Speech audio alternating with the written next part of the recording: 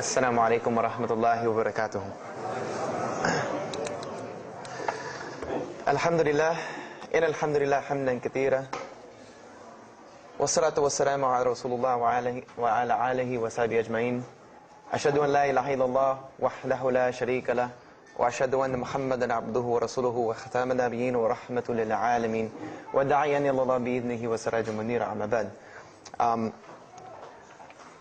I'm going to tell you tonight about my journey from where I once was as a former Christian youth minister to how I got to where I am now.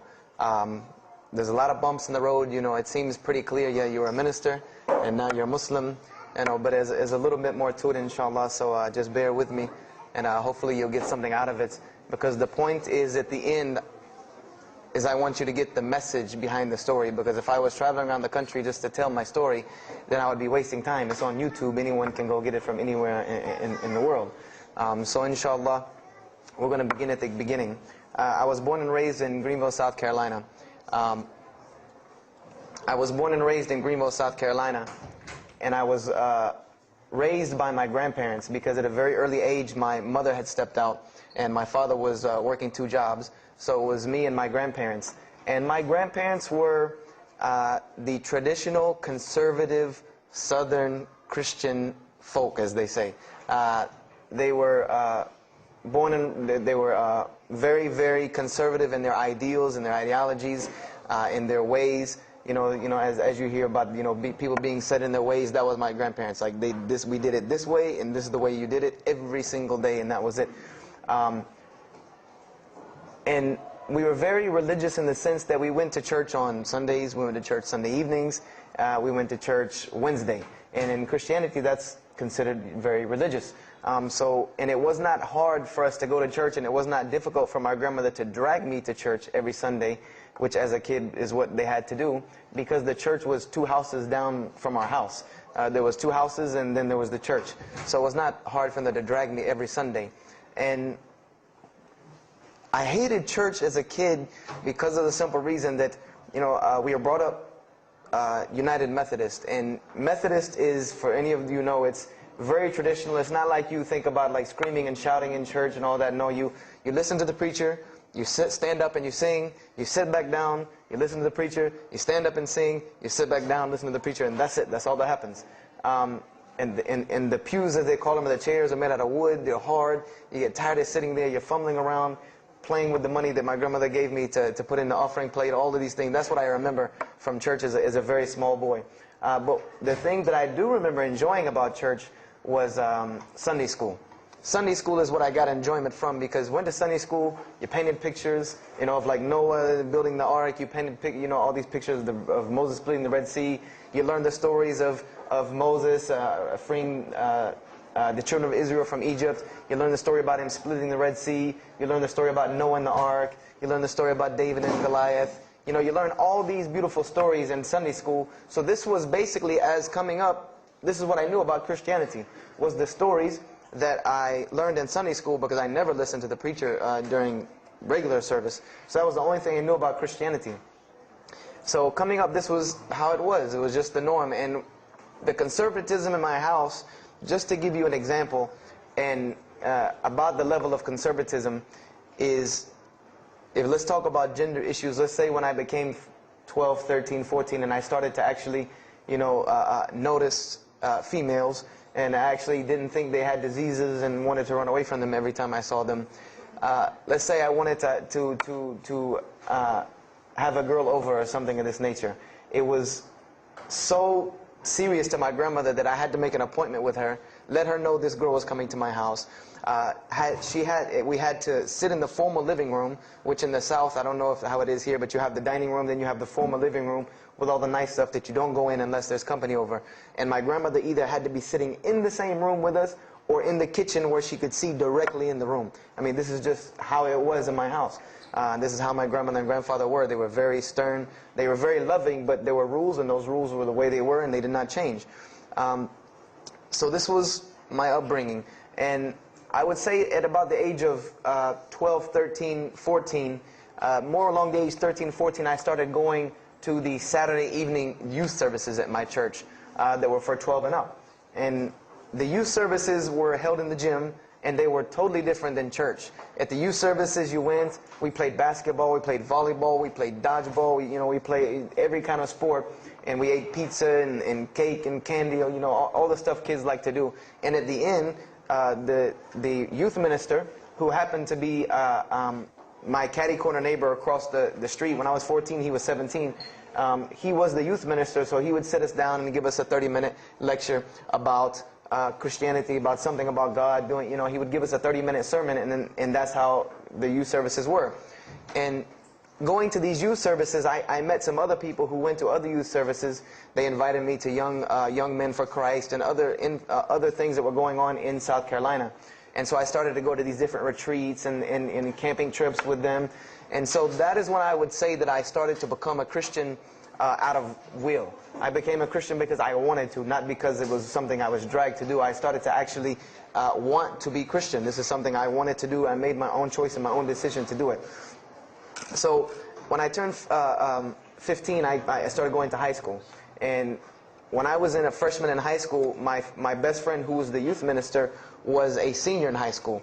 And I remember we had a very close bond because I had not had my license yet, so I used to ride with him to school every day. And it was a big deal for me to be able to ride to school with a senior, especially since he had a brand new, or it was a brand new, but he had a restored '67 Mustang, which I've always been a fan of cars when I was a kid. So we had a very close bond, and we were very good friends because both of our parents were very similar. They didn't let us do much. So we spent a lot of time with each other. And when I became a sophomore, he graduated and started to attend Bob Jones University. I don't know if that rings a bell with anyone, but Bob Jones University is a very prestigious conservative Christian college in South Carolina. It's probably the most conservative college I've ever seen because the Moody Institute is known as one of the most famous in this country, it's in Chicago. But Bob Jones is conservative to the point to where when it comes to men and women, like men and women are not allowed to get caught talking to each other in a room alone if they're not married, holding hands on campus. The men had to wear button-up shirts or polo shirts tucked in with slacks or jeans. The women had to wear skirts, no jeans, skirts that came down to the ankle, and a shirt that came to the wrist. And this was part of the guidelines for Bob Jones University. You didn't party, you didn't drink, there was none of this that happened at Bob Jones University. And he started going there, and his major was textual criticism. And textual criticism probably doesn't ring a bell with anyone, and to explain it in detail would probably take another entire lecture. But just to give you a brief synopsis of what is textual criticism. A textual critic takes the ancient manuscripts of the Bible, the pieces of parchment that were found all over the world, and he has to learn Hebrew, Greek, Aramaic, Latin, these languages that these parchments have been found in. And he has to take these scriptures and try to find out where they came from, why there are variations in the many different versions of the same parchment. Let's say you have Matthew chapter 1 from the Bible. There might be 5,000 different variant readings of Matthew chapter 1 in 6 languages. And so he has to be able to take all these and sift through them, try to find out why there's so many variations of the readings, and then determine which one is the original. And that's not as easy a task as it seems. You could figure, which one ever the oldest is probably a more original, which is not the case. Since there are no originals, you might have one parchment that is the oldest parchment of the group, but it might be a copy of a copy of a copy of a copy of a copy of a copy laden with mistakes. And then you might have the newest parchment in the series that might be a once over copy from an original, or a twice over second copy from an original. Therefore, it would make the newer parchment more original than the older one. So it's not a very easy field to go into. And he started studying textual criticism, and being that I was his best friend, I started studying textual criticism. Whenever he was, doing his homework or research papers, I was right there with him. Whenever he did a homework, he would always let me read it. Or when he finished his papers, he would give them to me. He would pass down all of his papers to me. Every textbook, when he was done with it, he would give it to me. I started to learn a little bit of Greek, a little bit of Hebrew. So I became, started to become a layman's textual critic, and I applied to Bob Jones University in my sophomore year because it was a 3-year waiting process for Bob Jones. And when I turned 16, almost 17, my friend came to me one day and he asked me a question that I had never really even pondered upon, he asked me, he said, have you ever read the Bible? And I said, no, in church. I mean, yeah, we've all read the Bible in church. You know, your parents make you open it up and look at it. And at the Bible studies I went to, Young Men for Christ, we did have Bible studies, and we'd read a few passages and talk for 2 hours about those few passages. But he's like, no, have you ever read it? You know, like you read a book beginning to end. I said, no, I don't know anybody that's read, nobody that I knew had ever read it, beginning Genesis 1 to the end. He said, but this is the inerrant Word of God, as we are taught. This is our instructions on earth. Why haven't we read it? You know, why have we not read this book? And I said, you know, that's a very good question. And he gave me a challenge. Well, it was basically a challenge for us both. He said, let us start with Genesis 1:1, and let's read the Bible, and let's see what God says to us. Because this is the inerrant Word of God, inspired to men, for instructions for us. So let us see what God says to us. If God can talk to the preacher through this book, why can't he talk to me? I said, you're right. I said, that's very good. I had a lot of time on my hands. I wasn't really allowed to do much anyway after school, so I said, why not? Let's read the Bible. I was somewhat nerdy as a 14, 15-year-old, 16-year-old. So we started to read the Bible, and we decided to go from Genesis 1:1. And what we tried to do, this was the attempt that we made, was to not think of anything that we'd ever heard about Christianity, but to open the Bible, and let's say I just found this book in the desert, and read it and see what it says to me. Let it talk to us. So we started Genesis 1:1, and we started reading through the Bible. You know, we did some of it together, and most of it I did by myself, because I'm a very, very quick reader, so I decided to read a lot on my own. And as I was reading through the Bible, I started to notice the stories that I had heard in Sunday school. You know, you start reading Genesis, you read about Adam and Eve, we all know that story. You started reading about Deuteronomy, Exodus, you know, the stories of Moses, the story of Noah, the story of Lot and Abraham, and all these stories that I know. But I was surprisingly and astonishingly shocked by some of the stories that I read about these same people that I learned about in Sunday school.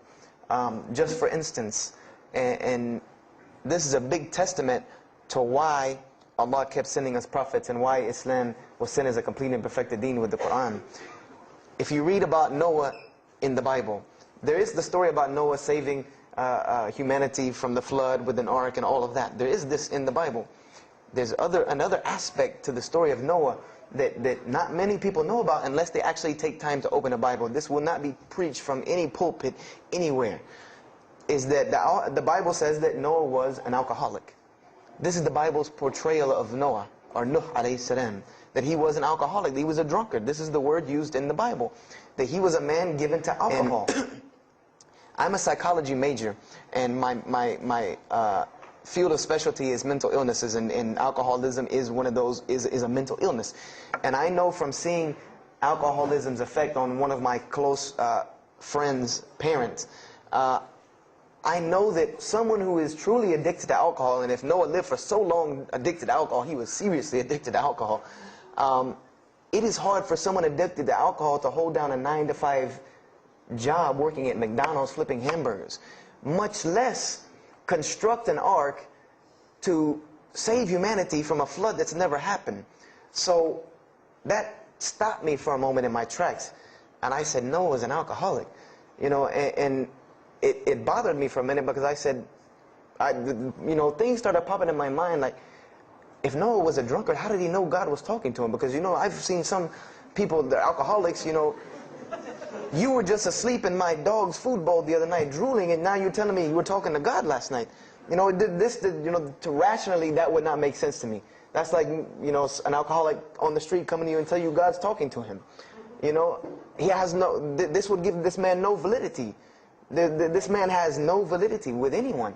So I didn't pay it too much attention. It caught me, but I said, you know what, I'm going to keep going, because there's one thing that you don't do in Christianity, and I'll tell you what it is in a minute when I started doing it. Then I came across the story of Lot, or Lut alayhi salam. And we all know the story of Sodom and Gomorrah in these stories, but there's another very twisted story in the Bible about Lot and his daughters. There's a story of Lot and his daughters in the Bible that says his daughters got him drunk one night and seduced him and committed incest with him. A'udhu billah. This is the Bible. This is one of the Bible portrayals of the prophets of God. The person who saved his family from Sodom and Gomorrah. This is the story that is in the Bible. So I'm catching myself again like, oh, this is becoming a really bad habit that I'm seeing. This is becoming a bad recurrence that I'm seeing over and over again in this Bible. So, you know, after that I started, you know, speeding through some of the other mumbo jumbo to get to more of these prophet stories.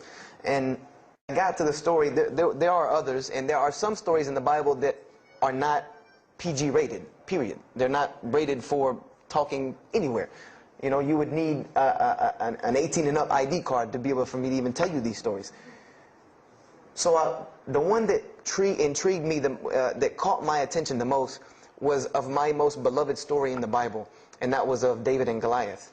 That was my most intriguing story to me, because not only was, you know, it said that in the Bible that David was a very small man and Goliath was a very big man, and that was appealing to me because I've always been very short, and as a kid I was really short.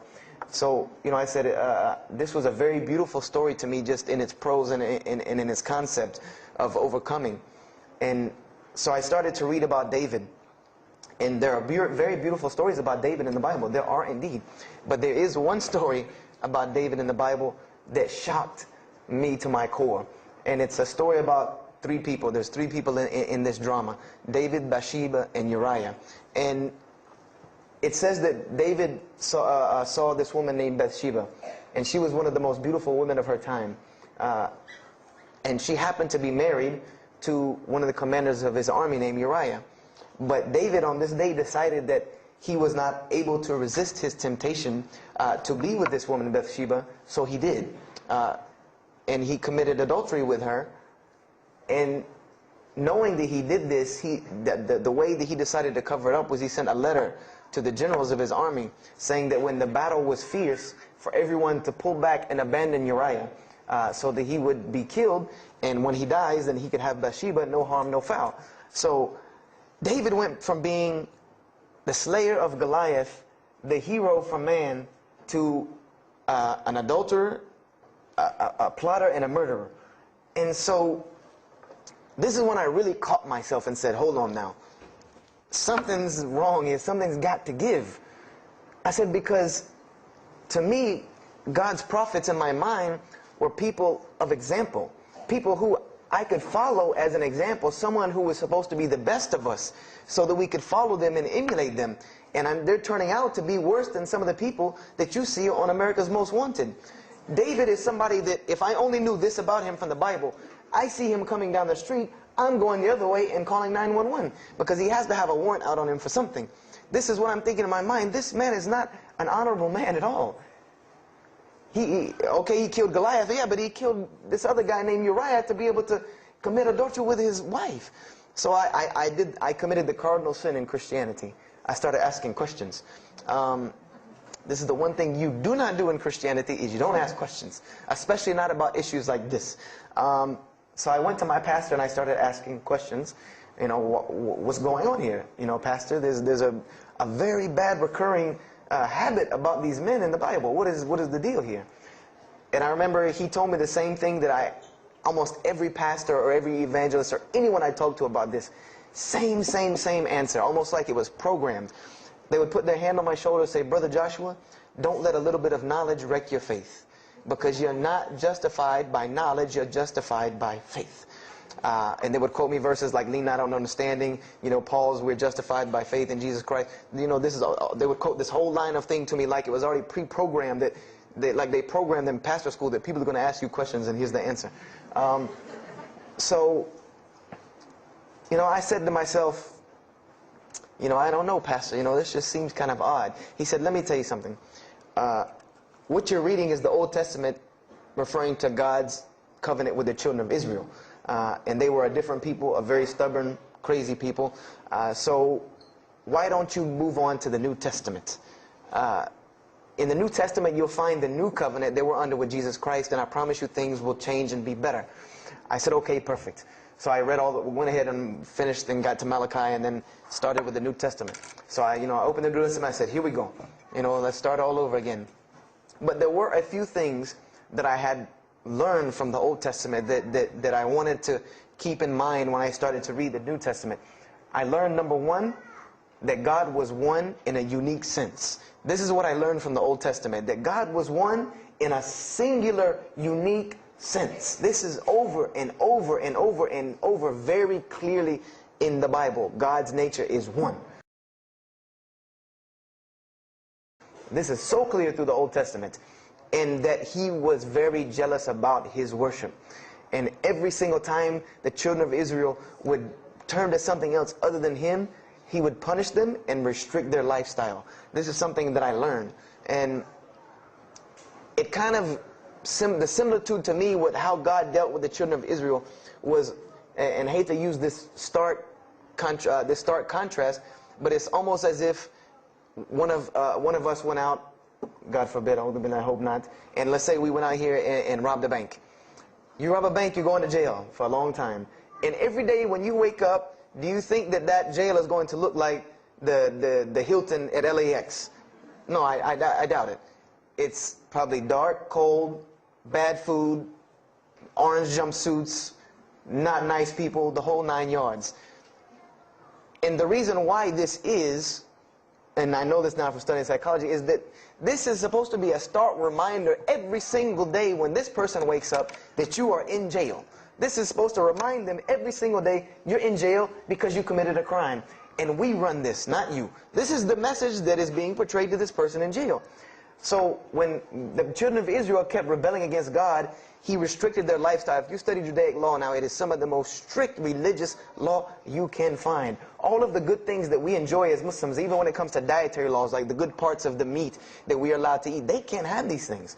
These are things that are restricted from them. Why? Because God, Allah, wanted to remind them every day that I am Allah. I am your God. You will worship me. I run this, not you. And I understood this from reading the Old Testament. This is a concept I had come across. So I started with the New Testament, Matthew, Mark, Luke, and John. And one other thing that I did when I started to read the Bible was, if you go to Barnes & Noble, let's say you go to Barnes & Noble and you take a book off the shelf, what is usually the first thing you look at? The title. Then the next thing, the author. You want to know the title and the author. What is the name of the book? Who wrote it? And if you do this test with every single book of the Bible, you get a title and no author. Author unknown. Or author is appears to be so-and-so. Or we derive that so-and-so possibly written this. You know, like let's just say for Exodus, they say Moses wrote Exodus. Which if you read some of Exodus, he couldn't have written all of Exodus because the last part of Exodus is Moses' death, burial, and Joshua taking over the children of Israel. And now, unless Moses was a sure indeed prophet that was able to write things after he died, then he did not write these things. And so when you go to Matthew, Mark, Luke, and John, I wanted to know Matthew who, Mark who, Luke who, John who, because it's called the Gospel according to Matthew. The bad thing is that no one knows. No one knows because no one pinned their name down to these things. No Bible scholar in his right mind will tell you that we know for sure Matthew so-and-so wrote this, Mark so-and-so wrote this, Luke so-and-so wrote this, John so-and-so wrote this. It's factual information that we do not know who wrote these. So I was intrigued. I'm like, that doesn't, why would somebody write this book that's supposed to be passed down over generations and people are supposed to, this is the inspired word of God to guide mankind, and nobody decided to pin down who wrote it.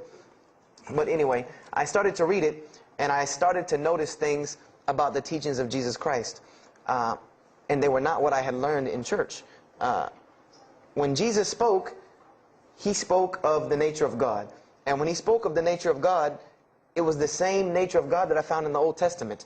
Jesus said many times that God is one. God is unique. He would even quote from the Hebrew Scriptures. Hear, O Israel, the Lord your God is but one.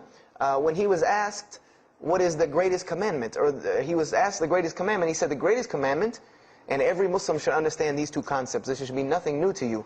The greatest commandment is to love the Lord your God with all your heart, with all your might, with all your strength, and then to love your neighbor as you love yourself. He said the rest hang on these two, which we know in Islam we have rights of the Creator and rights of the creation. So this was the concept that he was teaching. And he even said in 1 John 5:17, and this was more clear to me than anything else can be. This is life eternal, that they may know you, the only true God, and Jesus Christ, whom you have sent. And when you look at that in the Greek and the Aramaic, it is almost exactly to a T of La ilaha illallah Muhammad Rasulullah. Now that I know Arabic and have understood that, very same similar statements. Yes, indeed, there were some implicit statements about that you could implicitly, if you took them and separated them from everything else, you could maybe derive that Jesus was trying to claim some divinity or something for himself. But I also know from doing psychology, and I did a little bit of law too, that an implicit statement cannot override an explicit statement. An explicit statement always takes precedence. So if Jesus said God is one, and he anagorically may have alluded to God being more than one, then the clear statement overrides that each and every single time. So this is what I found through the New Testament. And I also found that Jesus taught salvation. But his salvation that he taught was obeying God and following the commandments. This was his mode of salvation. One man asked him, "Good master, tell me how I can inherit the eternal life." He said, "Follow the commandments."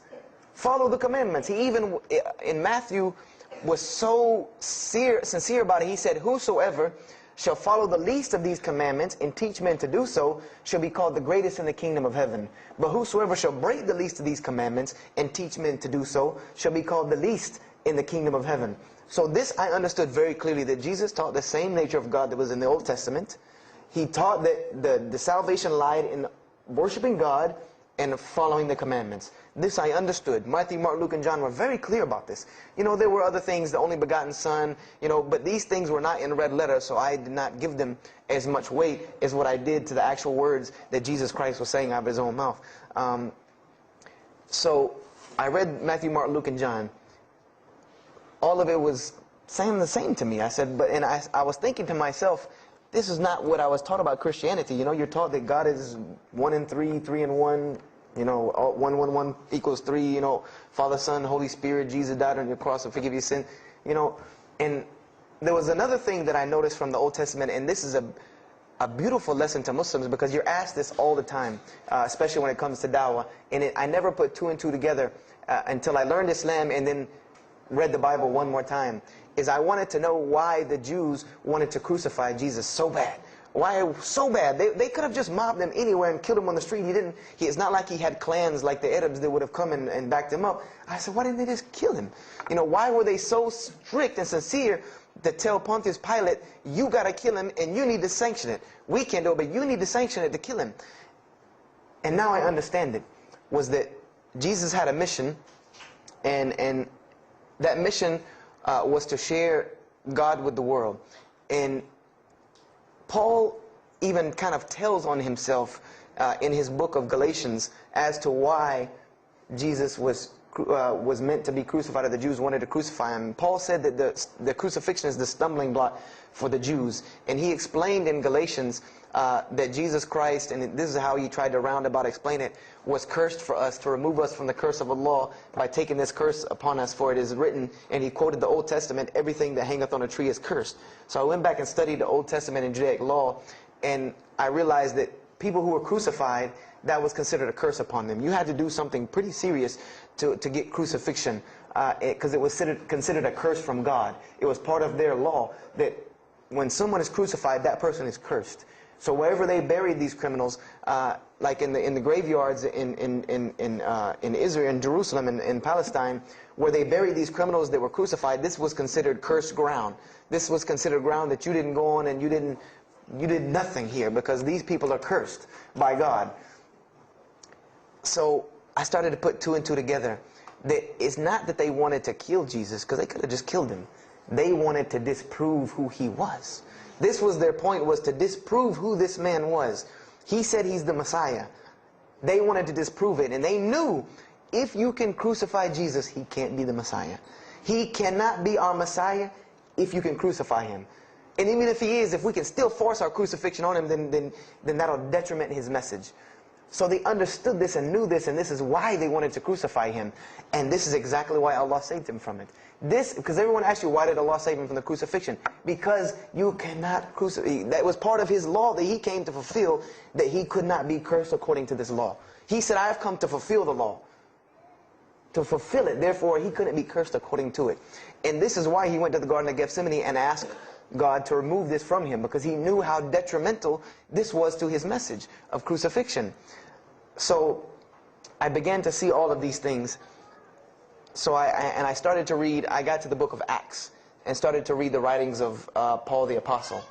And things went from this to this.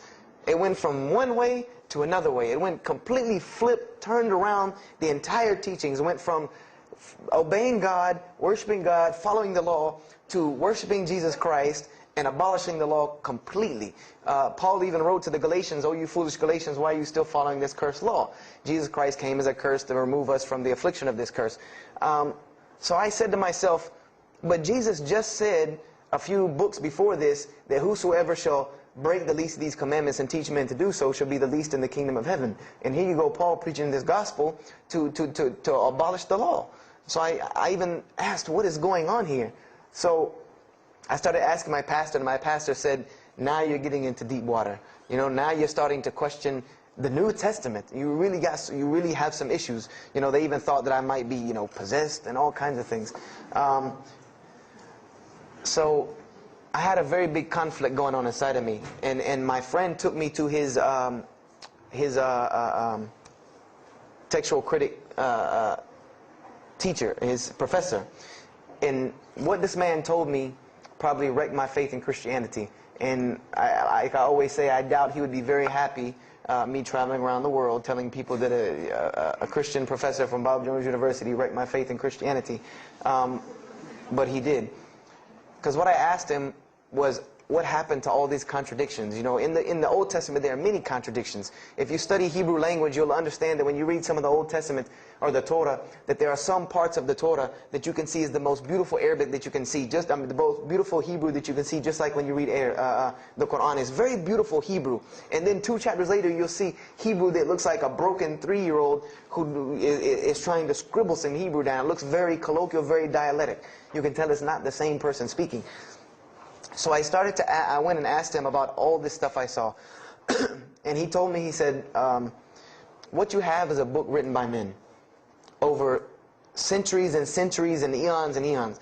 And he says, and this book started as an original that was copied and copied and copied, and somebody added a mistake, and somebody came behind him and corrected that mistake and added 2 of his own. Someone came and copied it and skipped a line and added a line where it wasn't supposed to be. And then someone else came and copied it and took it to his country, and in order for it to fit well with the doctrine they were teaching, he would cross out a dot here or cross out a word here or change a word here so that it would fit with the theological ideas of this part of the world.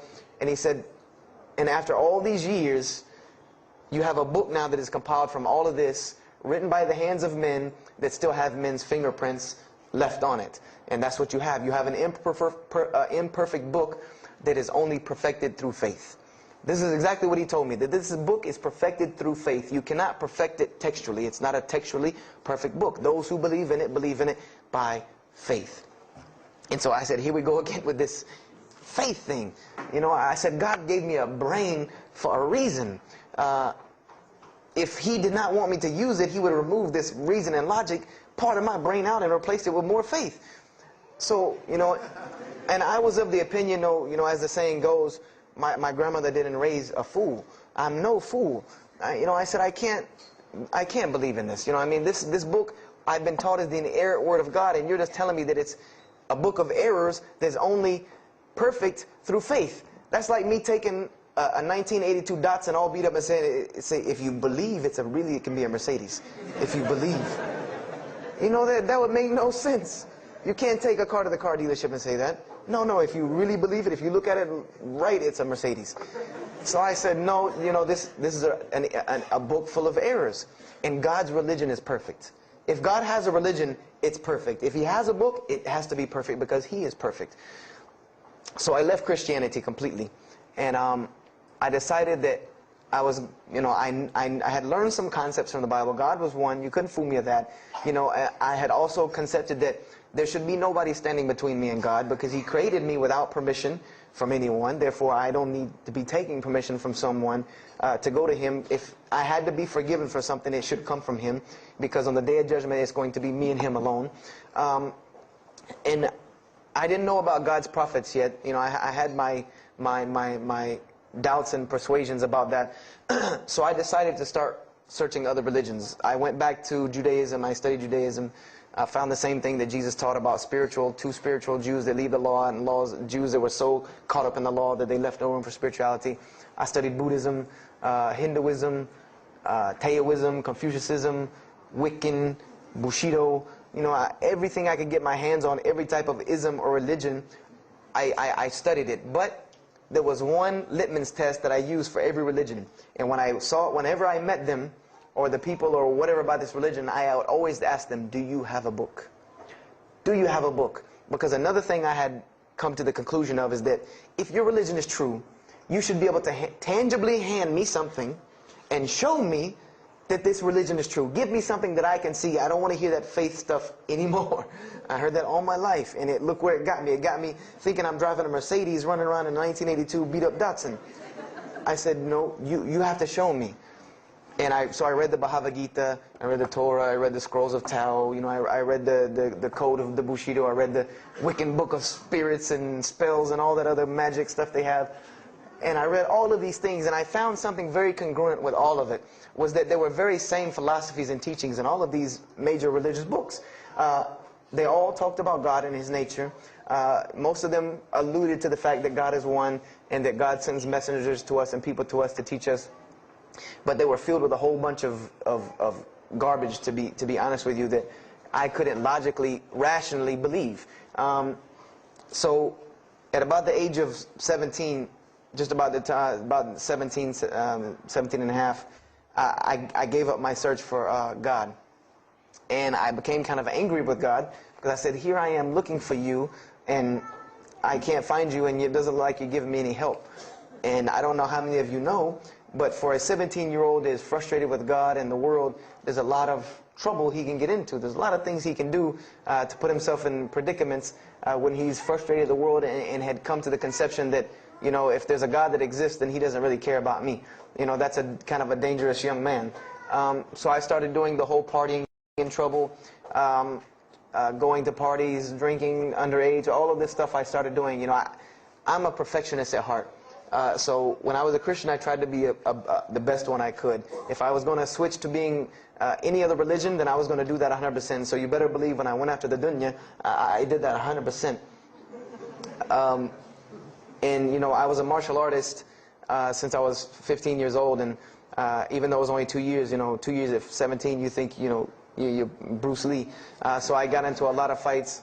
Got kicked out of school, had to go to another school, got in one fight, got arrested for a fight, and there were a couple incidences that stopped this downward spiral, because I was on a very, very quick downward spiral and I believe if I would have continued on that downward spiral, I would probably end up hurting someone, killing someone, or them hurting or killing me.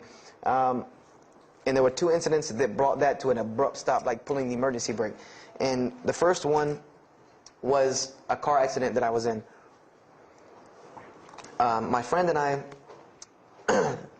were on the way back from Clemson University from a frat party, and we were driving up 385 in South Carolina, and we were both highly intoxicated, and I decided that night that he was driving, I decided to put my seatbelt on for the only reason that I kept falling over when I fell asleep without the seatbelt on, because I didn't really believe in the seatbelt thing, because I said if I'm going to die, I'm going to die. That was the conception that I come up with, that if it's time for me to die, it's time for me to die. I didn't believe in the whole tying your camel thing. So I put on my seatbelt, and I fell asleep. And the next thing I know, I remember waking up with the car shaking. And I woke up to grab my friend, because I thought maybe he had fallen asleep. But when I woke up, the only thing I saw was the tree line and then the pavement coming right at my face. And the window smashing and the car flipping, the whole 9 yards. And us landing in a ditch. And I remember getting out of the car. That was the first thing I thought. you know, number one, I couldn't believe that, you know, you don't really think about, oh, you're alive. No, you just move. I jumped out of the car and realized that I had jumped out of the back of the car that wasn't there anymore. It was still in the median on the other side of the highway, and the front part of the car was over in the ditch. And I drug my friend out, who was knocked unconscious, and pulled him over the side of the road. I had no injuries. I looked at myself trying to find what's missing, and there was nothing but a piece of glass stuck in my arm that I pulled out. And it just so happened that a state trooper was passing the other way, because he turned around and came back. And when he came back, he asked what had happened. And the first thing he asked me was, did you see what happened? Because there was other people who would pull over, so I guess he thought that I was a bystander, because I started to walk towards him. He's like, did you see what happened? You know, where are the people? I said, yeah, I really saw what happened. I was in the car. You know, and he was like, you know, as they say, like the color drained out of his face, because he was shocked. He said, how were you in that car? You know, and of course they took the hospital. My friend got arrested, DUI. But before he put us in the ambulance, he was a man of God, because he looked at me and he told me, he said, young man, you better realize that you're on this earth tonight for a purpose. The only reason you're still alive is that God has a purpose for you. If not, you don't live through things like that. People without purpose, if you didn't have a purpose, then this night would have been your night. So you need to realize that. I said, this old man's out of his mind. You know, if God had been looking for me, he had the opportunity to get me a long time ago, so don't tell me about that God stuff now. So I paid it no attention, and about a month later, 3-4 weeks later, my friend and I, same two, he's on crutches still, we decided to go to New York City. We decided to just take off, drive to New York City. We didn't tell our parents where we were going. I said I was sleeping in his house. He said he was sleeping in my house for the weekend. So we drove to New York. And in New York, I remember going to the ATM to get some money. And in New York, they have these ATMs where you have to go in the little glass room to get your money at ATM. I don't know if they have that here or if any of you have been to New York. Now, alhamdulillah, you have to put your bank card in to go in there. But in '97, it was not like this. You went in, and it was almost like the game Mousetrap, because you go in, take out your money, criminal comes right in behind you. There's nowhere for you to go. You know, there's nowhere to run. So I went in and I took my money out of the ATM, and I heard the door open behind me. You know, so I turned around. You know, I thought somebody was coming in behind me, and there was a man who put a gun to my face. And he must have really, really, really, really needed this money, because he didn't ask me anything. He didn't say a single word. I just remember looking at the gun in my face and him pulling the trigger. And it was a revolver. And to this day, I'll never forget that image in my head of seeing that little spindle turn and hearing that very distinct click of a revolver. And it probably could have been like a .32 snub-nosed gun like this, but when it was in my face, it looked like one of those like cannons that you see on the movies. And I remember when he pulled the trigger, I didn't think anything. You don't think anything. You just blank. You just go into this like shock of blankness. And then a couple seconds later, thankfully I had been doing martial arts. That might have helped me overcome the fight or flight syndrome, because all I could think was, go! You know, like myself kicking myself, like, what are you doing? Go! So I bum rushed him. We went flying. He went flying. Money went flying. Gun went flying. And I took off and went to the hotel and didn't say anything to anybody. We went back to South Carolina the next day. And I didn't say anything because we weren't supposed to be in New York. My grandfather would have killed me. If that guy didn't kill me, my grandfather would have took care of it.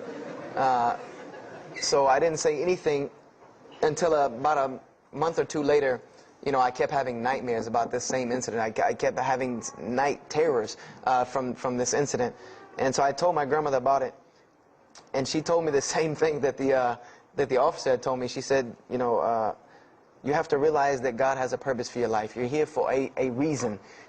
People don't go through the things that you've been through and still walking on this earth without a reason, and you're pushing the limit. This is what she told me. You're pushing the limit, really.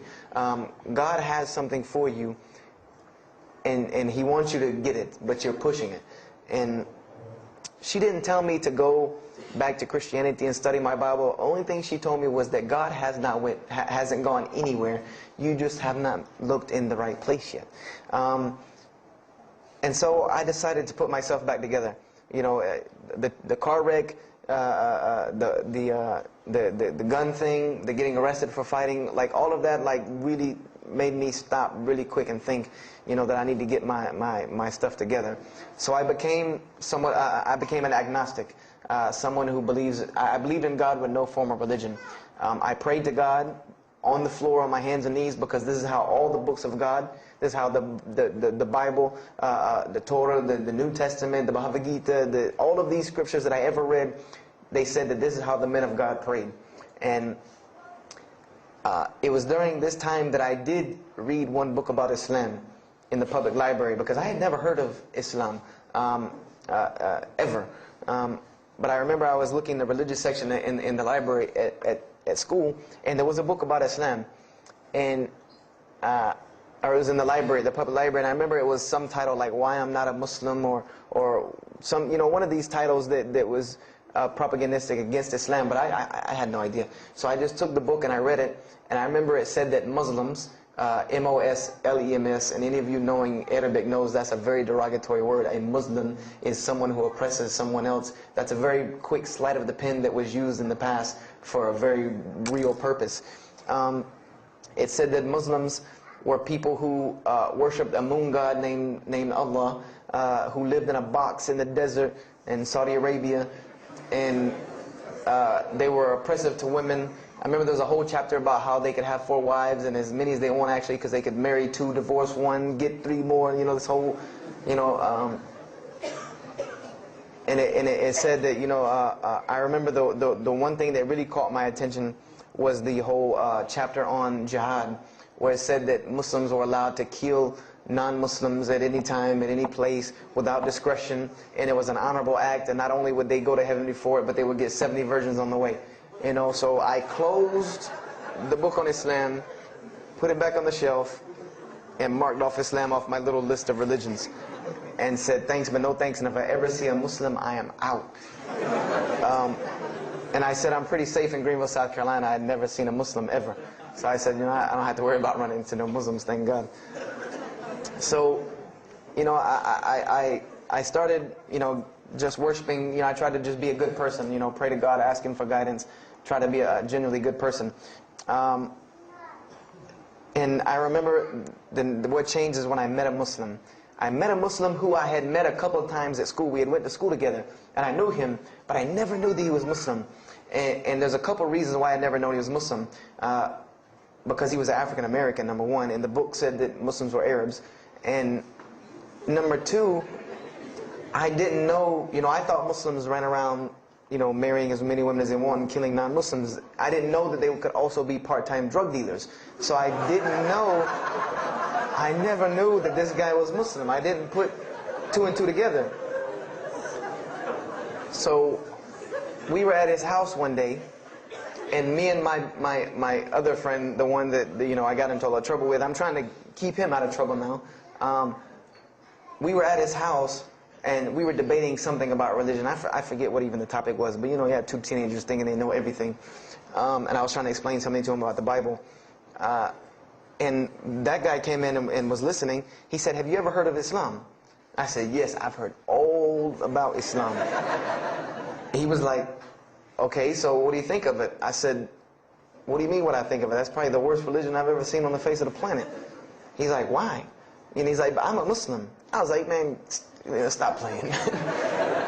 Like, you're an African American. He's like, "So?" I'm like, "The book said you guys were Arab. All the Muslims were Arabs." He was like, "What else did you read in the book?" And I told him. He was like, "Man, what in the, what have you been reading?" He's like, "You need to go to the mosque for Jummah." He's like, he told me, he said, "I'm not a good Muslim." This is what he said to me. He said, "I'm not a good Muslim. I'm not even going to try to front and say I'm a good Muslim." He said, "But I can guide you to some people that can tell you the real truth about Islam," because he knew about my story about wanting to find religion. And he said, "You need to go to the mosque for Jummah." And I said, What's Jummah?" He said, "It's just like church with no chairs." And I said, "I can do church with no chairs because in church the chairs were the worst part anyway.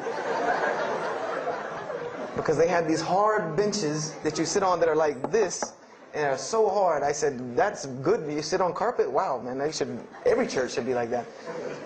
And I said, where's the mosque? He said, it's on Wadehampton Boulevard. I said, where on Wadehampton Boulevard? I lived on Wadehampton Boulevard. I lived right off of Wadehampton Boulevard. He said, you know where Lee Road intersects with Wadehampton? I said, yeah, I live on the other side of that intersection. He said, it's right there. I said, no, it's not. There's nothing. There's a gas station or a church. He said, yeah, you know that church, the Evangelical Missionary Training Facility? I said, yeah, I used to take missionary classes there. He said, you know that building in the parking lot with the gold thing on top?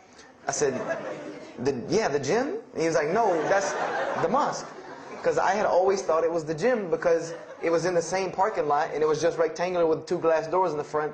And you could literally walk in between the church and the masjid and touch them like this. Anyone doesn't believe me, go to Greenville, South Carolina, look at the masjid. You can almost touch both of them just like this. He said, yeah, it's right there. I said, I've never, at first I was shocked. Like, I've been living across the street from all these crazy Muslims all my life.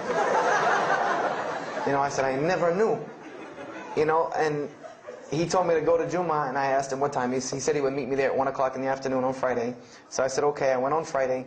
And I'm waiting outside for him. I'm not going inside. That's not happening. And I'm seeing all these people going in. And at this time, it was a predominantly Indo-Paki Arab masjid. Anyone who went in was not American, period. And I did not see even one African American going there. And I did see one. And then when he went in, I heard him talking in a dialect that I realized he was probably from Africa. So I said, he's not American. So I'm not going, I'm waiting, and I'm standing outside, sitting on the church steps, and the imam pulls up and parks right in front of me, who I had no idea he was the imam. But he got out and he asked me, am I waiting for someone, this, that, and the other? And I explained to him. He said, oh yeah, we know this brother. You don't see him that much, but we know who he is.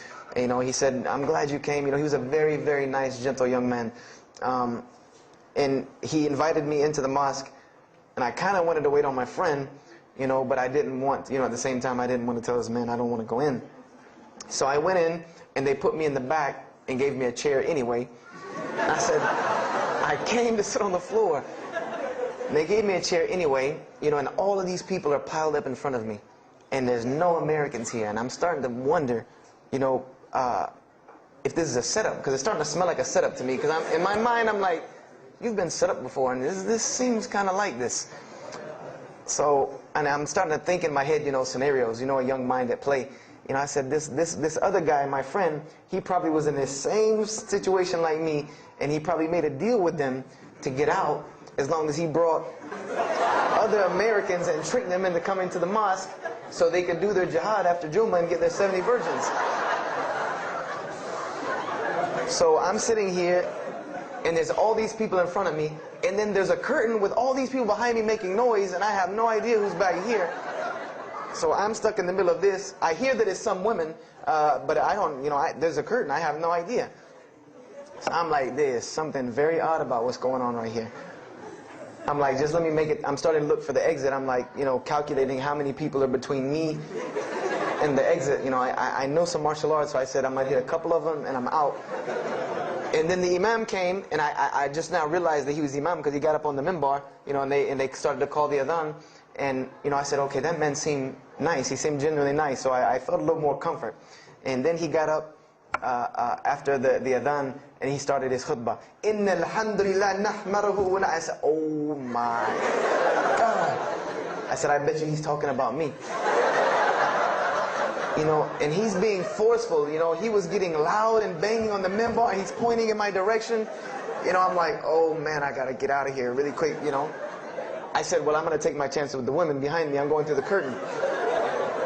And then he started to, when he got done with his Arabic tirade, he started to explain it.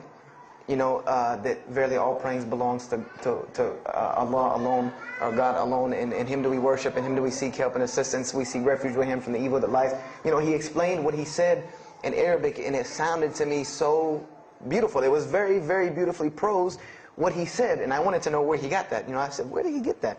Because it was only about God and about the nature of ourselves. All of us should know that beginning of the khutbah, and he quoted the 3 verses from the Quran. O you who believe, fear God as He should be feared, and do not die. And instead of a state of submission to Islam, he was a very wise man because he translated everything. It was almost as if he knew I was there and translated everything for me. And he. I remember to this day what the khutbah was about. And I don't know if he did it because I was there, or if that was his already planned khutbah, but it's almost as if it was meant for me. The khutbah was that, the title of it was that the forgiveness of Allah is open to anyone at any time, at any place, no matter what, unless they have committed shirk. And the prose of the khutbah was a very long hadith. That some of you will know. And just to make it short, it was the hadith where the Rasulullah ﷺ met Angel Gabriel or Angel Jibreel, and Angel Jibreel was telling them to tell him that if the Muslims commit this certain sin, to tell them that Allah would forgive them. And every time he would tell the Muslims, they would say, okay, well then what about this sin? And he would go back and meet with Angel Jibreel, and he would go back and come back and say, tell them that Allah will forgive him for that. And this discourse happened, for many different sins. And then finally Angel Jibreel alayhi salam said, tell them that Allah has said, no matter what they do, even if their sins are compiled, like the oceans are from the east to the west, as long as they have not associated a partner with Allah, tell them that Allah will forgive them. And I remember he told me that, or he said that, that the door of repentance to God is open as long as you have not seen the angel of death or the sun hasn't risen from the west. I didn't really understand the sun risen from the west thing at that time. But, and he said that, God's forgiveness has to come from God alone. And this was the whole premise of his khutbah, was on forgiveness and tawbah. And I was saying to myself, these are all of the same concepts that I had formulated through reading the religious scriptures myself. And I'm asking myself, where did he get this stuff from? Where did he get all this? And he started using names like, he used the name Ibrahim alayhi salam, he used the name Musa, and I'm like, he translated it to Abraham and Moses. I'm like, where did he, where is he getting these are names from the Bible, I know these people. And so after the khutbah, they started lining up for the prayer. And I got apprehensive because everybody's getting up in front of me and blocking my exit from the door. And so I guess one guy in the back saw me, and because I had to move back a little bit, he said, we're about to pray. And I said, pray to who? And he said, to God. I said, which one? And he said, the one that created the heavens and earth. The same one that's in the Bible, the only creator of the heavens and earth, the only God. I said, yes, I know him. And so the Imam started to pray, and when he recited the Quran, I know it sounded very intriguing. I had no idea what it was. But then when I saw Muslims bow and prostrate on the floor, verses and verses of every religious book that I had ever read started ringing off in my head, that this was the way men of God prayed. And the first thing that I could think of in my mind was, this is worship. That's what I said to myself. This is not prayer, because prayers are asking God for something. These people are worshiping God. So I said to myself that you've written this religion off way too easily. I thought I was a much more open-minded person than that, and I was ashamed of myself that I had written it off with just one little book. I had put all these studies into the other religions. I read this one thing about Islam and was done. So I went to the Imam after Jummah. He talked to me, and I would have to say that I was probably a little bit rude with him. And I've asked him to forgive me. I saw him a few years later. I said, you got to forgive me for the first time you saw me. Because he started telling me, would you like to know a little bit more about, he had a very heavy accent. He was an Egyptian brother. Would you like to know a little bit more about Islam? He tried to give me some pamphlets. I said, no. I don't want any of this right here. I said, do you have a book? This is what I wanted to know. Do you have a book? Can you give me? He said, yes, we have a book. I said, it's called the Quran. I said, can I read it? Is it in English? Can I read it? He said, sure, you can read it. And then he tried to explain it to me a little bit, how it came by. I said, nah, just give me the book, because the book should speak for itself. So I took the Quran home, and on Friday night I started to read it, because this is a book I had never seen before. And I was very interested. So I went home and I opened the Quran, and I read the Fatiha. It seemed to me kind of like the Lord's Prayer. It was a little similar to what I found in the Bible. But then I started to read Surah Al-Baqarah. I started to read Surah Al-Imran. And I started to see names that I had seen before. I started to see names like Abraham, Moses, David, Jesus, Yahya, John the Baptist, Zechariah, Mary. And I said, I know all of these names, but there was something different about these people in this book. The prophets that I found in the Bible were people that were deplorable, of not very good character. these same men in the Quran were someone who were at the highest echelon of moral character and moral fiber. They were someone that was an example to be followed because they lived the message that they preached. Therefore, they were able to be followed and emulated. So, I read all of these chapters, and I read the story of Jesus, peace be upon him, because when I saw the name Jesus first, that really intrigued me. I wanted to see, what does this book have to say about Jesus? And I read the story in Ali Imran, and I read the story in Surah Maryam, and it was more beautiful than anything I had ever read in the New Testament, or any nativity story that I had ever heard. It was more beautiful than that times 10. I remember the only thing that I could capture in my mind was the miracle of how, because in the Bible you never really figure out the conflict of how Mary gets over this finger pointing at her about her coming with a baby and she's not married. There's no real end to that. There's no real defense for her from this in the New Testament. But the Quran is so explicit and so clear that Jesus' first miracle was to speak from the womb, to speak as a baby and defend the honor of his mother, something that you cannot deny, something that you cannot deny about her, who Mary was, when you have this baby speaking on her behalf. So I would say I read the Quran entirely in 3 days. But that first night, after I had made it through Surah Al-Imran, my heart was already given to this book. I didn't know what it meant to be a Muslim. I didn't know how to be a Muslim. I didn't even know what that meant. But I knew that whoever it was that followed this book, I wanted to be like these people. I wanted to be like the people that I read about in this book. These were people I could follow. These were prophets. This was a book of guidance. And this was something that the book is calling and appealing to me. That if you don't believe in this book, you never see that. I've never seen this in any other scripture. The direct challenges that are in the Quran, that if you don't believe this book is true, put it to the test. Put it to the test. And this was something that was so astounding to me, that God is telling you over and over again, if you don't believe this is the truth, test it. Bring me something else like it. Test it. Put it to test. If it was written, if there was more than, all of the analogies about God, everything was so logical, so rational, so reasonable in my mind that it was like 2 + 2 = 4, and that was it. There was no 1 + 1 + 1 = 3, egg, yolk, water, fight. There was none of that foolishness. The Quran was very direct and very straightforward in its teachings. So I gave my heart to Islam that night in my living room, reading the Quran, and I cried and cried, that I had been looking for the truth all this time, had searched all this way, and it was right across the street from my house. And so I went back on Monday to accept Islam and ask these Muslims where in the world they've been all this time. And I go, ready to go in there and do my thing, and I go and the masjid is locked. And because they only came on Fridays and for Isha during that time, and I didn't know. So I said, okay, I guess I have to come back on Friday. Because every time I passed by the masjid after that, it was always locked. So I came back on Friday and I took my shahada, and as they say, the rest is history. But I don't travel around the world, and this was in December of 1998.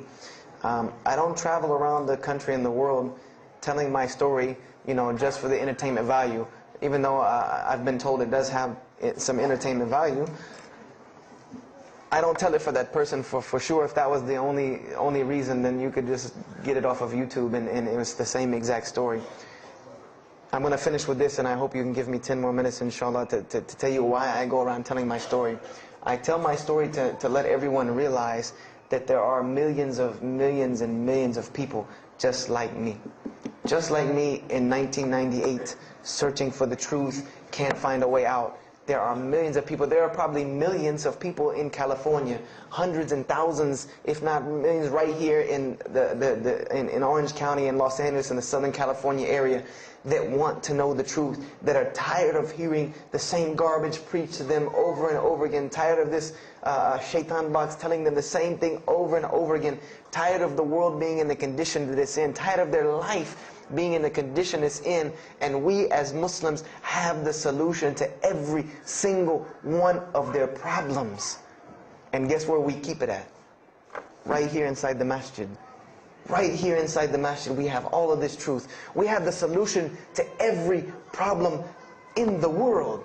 You want to solve the world hunger? The problem of world hunger? Islam has the problem. You want to solve the problem of world poverty? Islam has the answer. You want to fix the economic situation of this country? Islam could fix it tomorrow.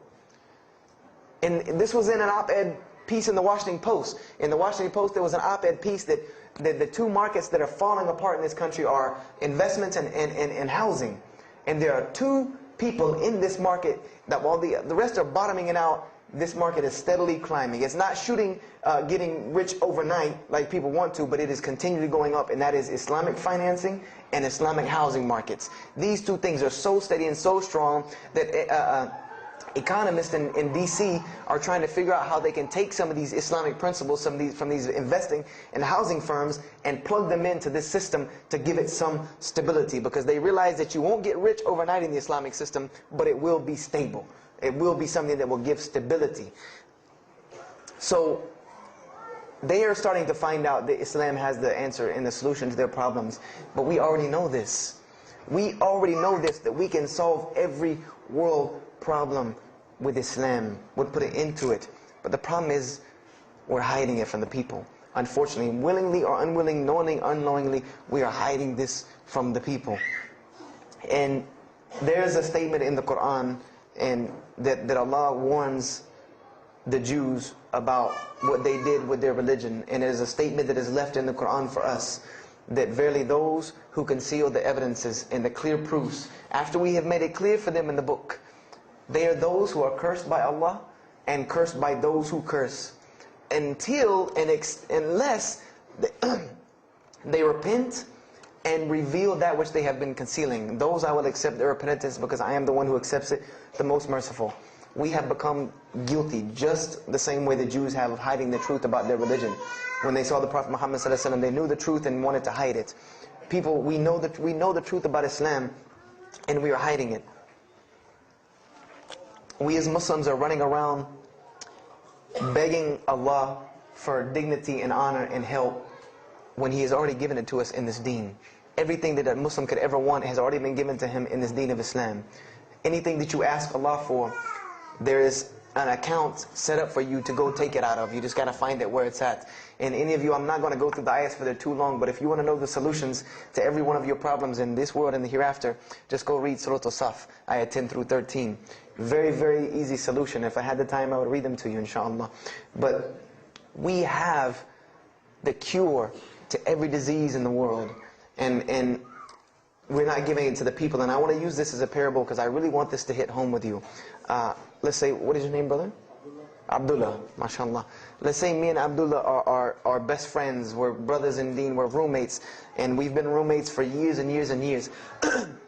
And let's say brother Abdullah has contracts an illness, a disease that is one of the most painful diseases that any human being can ever go through in his life. And it's not something that is going to kill him quick.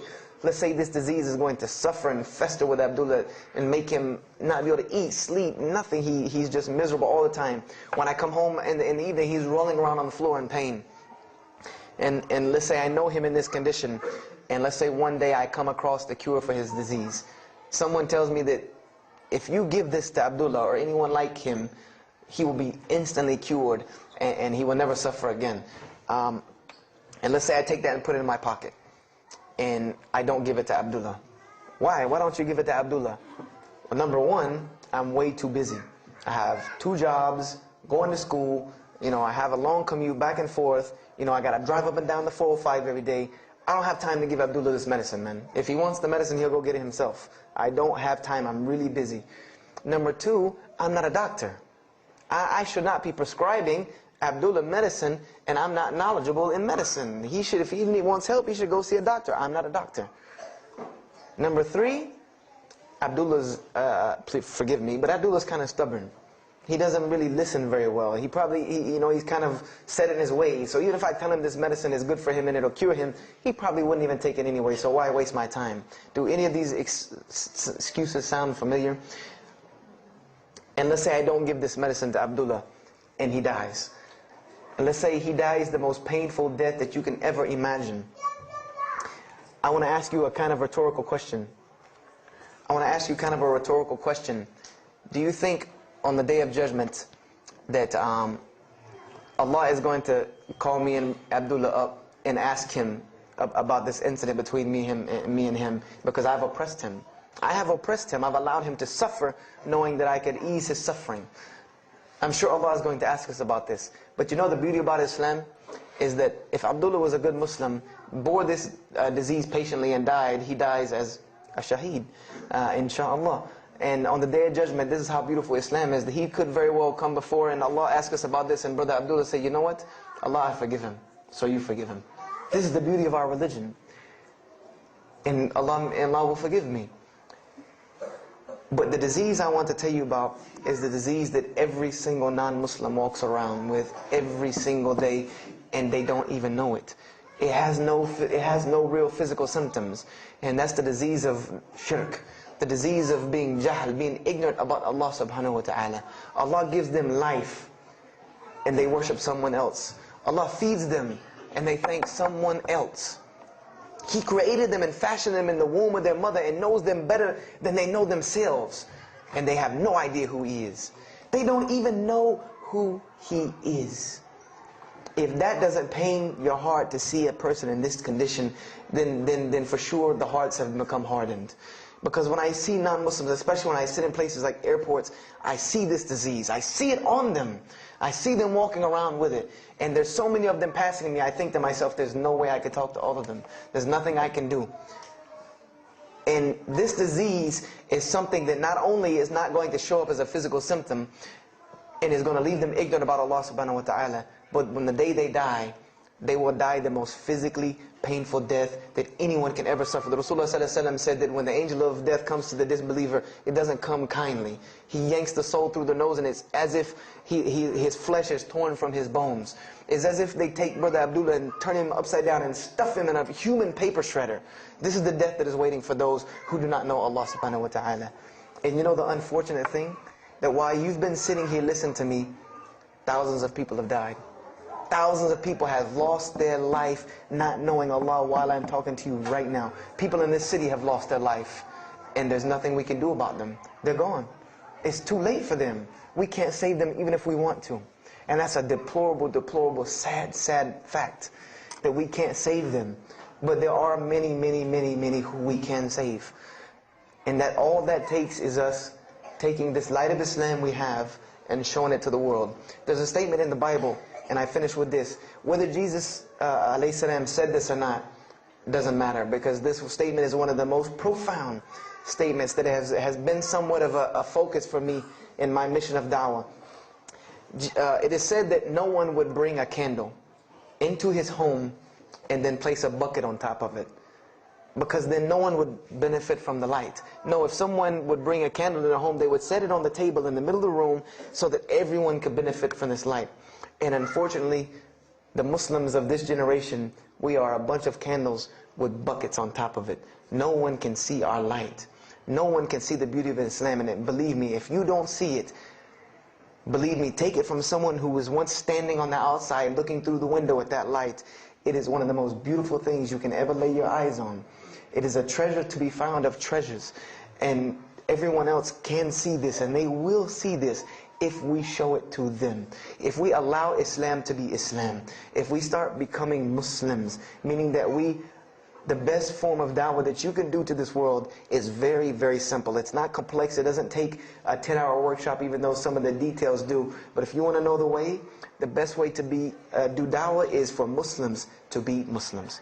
That's it. Study our history. Study the history of Islam. Why was the world conquered by Islam? Not through military campaigns and wars, but through Muslims being Muslims. The most populated Muslim country, Indonesia, was because of Muslims being Muslims. A few Muslims deciding to get up off their behinds and go to another country and live their life as Muslims, not shaving off their deen to be pleasing to those people, but being Muslims.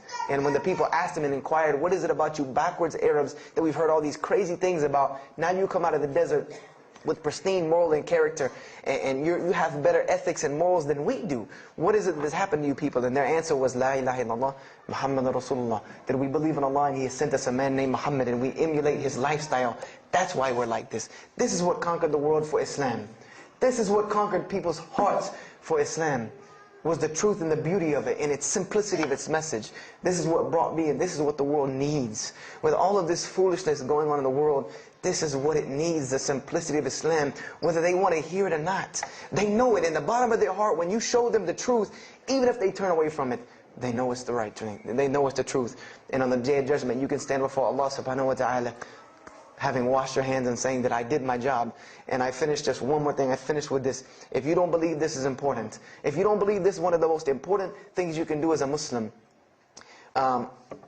then the last statement of Prophet Muhammad ﷺ to the Muslims as a whole, he gave his farewell sermon. And we know that what his farewell sermon was a summary or a synopsis of what Islam is and its general principles. And he knew this was the last thing he was going to say to the Muslims as a whole. And how did he end this sermon? Those who are here, pass this on to those that are not here. For verily it may be that the last one that hears my message may understand it than those right here among us. He gave a command to those Muslims to pass it on, and for those Muslims to pass it on, and for those Muslims to pass it on, until there was no one left to hear this message. This was a command he gave, the last command he gave to this ummah as a whole. And then what happened? He pointed his finger to the heavens and said, "O Allah, bear witness that I have indeed conveyed your message." And upon saying this, what happened? Allah revealed the surah, "This day I have perfected for you your deen, and completed my favor for you, and chose for you Islam as your religion." And the last statement that Prophet Muhammad ﷺ gave to us before this was revealed was that we must pass this message on. He gave us that duty. He took that duty that was only reserved for prophets. No one else, no other. If you don't believe me, go read Surah Al-Bayna about what was commanded of the other nations. No other nation was given this opportunity and blessing to pass on this deen except us. Because there are no more prophets coming. So the job falls on our shoulders. Qurans are not going to fall out of the sky and hit people when they're walking down the street. This job has now become ours. And just like if the Prophet Muhammad ﷺ had not done his mission, he would have been accountable before Allah. If we do not do our job of spreading this message of Islam, we will stand before Allah on the Day of Judgment. Don't be the person standing before Allah on the Day of Judgment and your neighbor that you've known, your co-worker that you've known 10, 15, 20 years come and find you and tell you, you knew this day was coming. You knew this day was coming and what was going to happen to me, and you did not say anything to me. And those people will complain to Allah about us. They will complain to Allah about us. Because we have the truth right amongst them, and we're not giving it to them. We need to stop hiding it in our masjids, in our homes, in our hearts, and we need to give it to the people. It's beautiful, trust me. Just hand it to them. Just hand it to them. I promise you they'll take it, because it's something that is so pure and pristine. And now forgive me for probably going over my time, and if we have time, I want to leave some time for questions and answers. I will be outside to take any questions and answers. The only last thing I want to announce and let you brothers and sisters know is one of my biggest dawah projects is a DVD project that I do. And my goal is to put a DVD about Islam in the hands of every single person in the United States of America. Right now I'm working on Florida and I have other brothers working in other places because people will watch a DVD. We did studies on this, and people will watch media before they'll read a book or before they'll listen to an audio CD. And alhamdulillah, through these DVDs we've gotten, I would say, an average about 2 shahadas a month. Because my personal contact info is on the DVDs, and people watch them and they call me and I converse with them, and usually most of them accept Islam. I just had a shahada the day before yesterday from Irvine, Texas, from someone who had bought the DVD and given it, a Muslim had bought it and given it to his friend. His friend hated it or didn't want it, so he gave it to another person, and that person gave it to a co-worker at work who watched it and accepted Islam. So this is one of my biggest projects. And the way this project works is I make 100 DVDs, and I brought 2 of them with me today. I'm going to explain what they are. The way this project works is I make 100 DVDs, and 75 of them go out to different dawah arenas. And the other 25 I make available for Muslims to purchase for 2 reasons: so that they can be, so that I can buy another 100 to make, and so that you can share in this ajr along with me. Because when you purchase a DVD that makes another DVD, or you give it to a friend, then you share in this ajr with me. And everyone knows that da'wah is the biggest pyramid system because of the hadith Rasulullah sallallahu alaihi wasallam, that one who calls to guidance gets the same reward as the one guided, without that reward being lost from him. So I made these DVDs available to the Muslims so that you can put a little effort in da'wah and make another 100 inshallah. So I brought 2 today, and they're outside. One of them is called Islam in the Bible, which is basically what I just told you in a PowerPoint format, so that you could see all these verses that I saw, all these things that I read that allowed me to see the truth of Islam very clearly when I saw it, and I coincide them with the Quran so that you could see them. And there's another one the other one's called The True Gospel of Jesus Christ, where I go through the New Testament. Well, first part I think is an interview about me and my story to Islam, and there's some other Q&As on the other DVDs about nature of God and all these different things.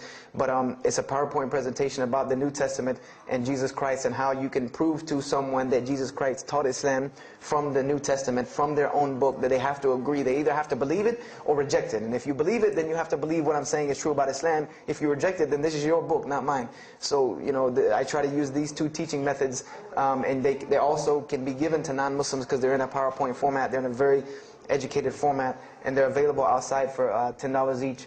So if you could, please don't make me take any of them back home, because they always hassle me about taking 200 DVDs on an airplane anyway.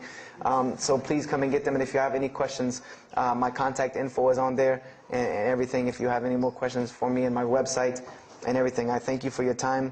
And if anything has been of benefit, know that truly all good comes from Allah subhanahu wa ta'ala. And if anything that I have said is incorrect or hurtful or shameful, know that indeed that comes from my own nafs and my own lack of understanding. أقول كذا هذا واستغفر الله لي ولكم فاستغفروه إنه هو الغفور الرحيم. السلام عليكم ورحمة الله وبركاته.